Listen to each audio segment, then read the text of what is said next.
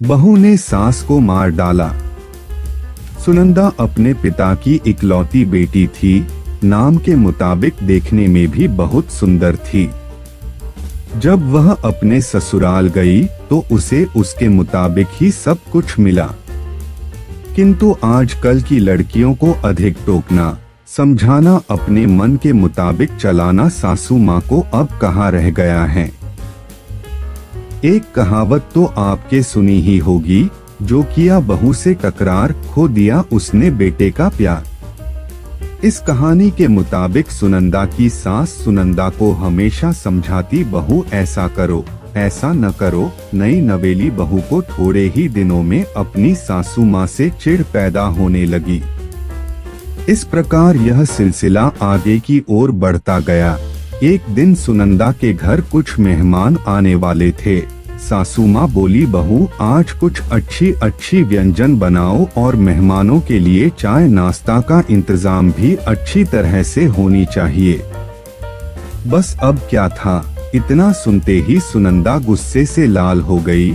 उसने जल भून कर उस दिन तो काम किया, लेकिन उस दिन के बाद सुनंदा ने चाल चलना शुरू किया। सास जैसा कहती वह ठीक उसके विपरीत करती थी। सास ने भी पुरानी कहावत के मुताबिक बहू को उसके माता पिता को गाली देना, उसे कोसना और बड़बड़ाना शुरू कर दिया। दोनों सास बहू में आनाकानी हमेशा चलता रहता था। एक दिन सुनंदा अपने पिता के घर रोती पिटती पहुंच गई। वह अपने पिता से बोली, पिताजी आप तो डॉक्टर हो, मुझे कुछ ऐसी दवा दीजिए जिसे खिलाकर वह बुढ़िया गूंगी हो जाए, क्योंकि वह मुझे गंदी गंदी गलियां देती हैं। इस पर पिताजी कुछ सोचते हुए बोले, बेटी मेरे पास एक ऐसी दवा है, लेकिन यह कड़वा है, वो आसानी से नहीं खाएगी, इसलिए मैंने एक युक्ति सोची है। तुम हर रोज 1 महीने तक यह दवा अपनी सास को खाना में मिलाकर खिलाती रहना। ठीक 1 महीने में वह पूरी तरह गूंगी हो जाएगी।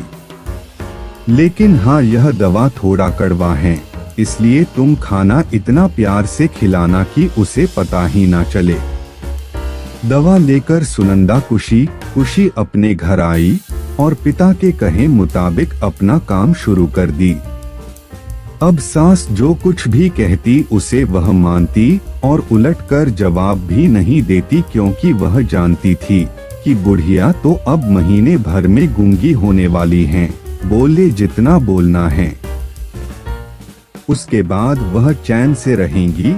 अब हर रोज वह प्यार से चुटकी भर दवा खाना में मिलाकर प्यार से माँ जी को देती थी। माँ भी समझती शायद इसके माता पिता ने इसे समझाया बुझाया है, इसलिए यह लड़ना झगड़ना बंद कर दी है।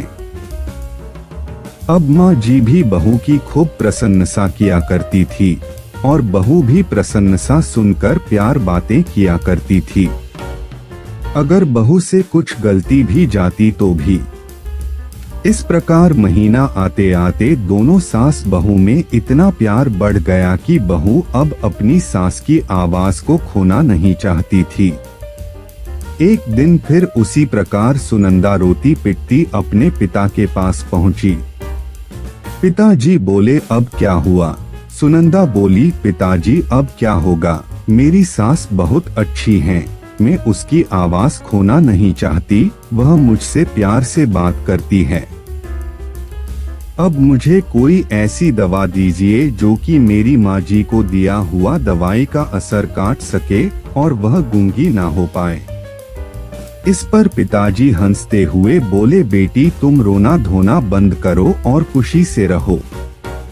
जो दवा मैंने तुम्हें दिया वह कोई दवाई नहीं था, वह रिश्तों में घुली कड़वाहट उतरने की तरकीब थी।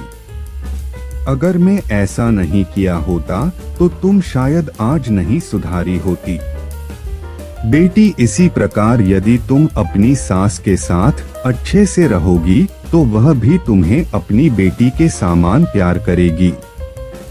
अब सुनंदा को सारी बातें समझ में आ गई थी, उसे अपनी गलती का एहसास भी हो गया था। वह वापस अपने ससुराल चली आई। इसके बाद दोनों सास बहू प्यार से रहने लगी।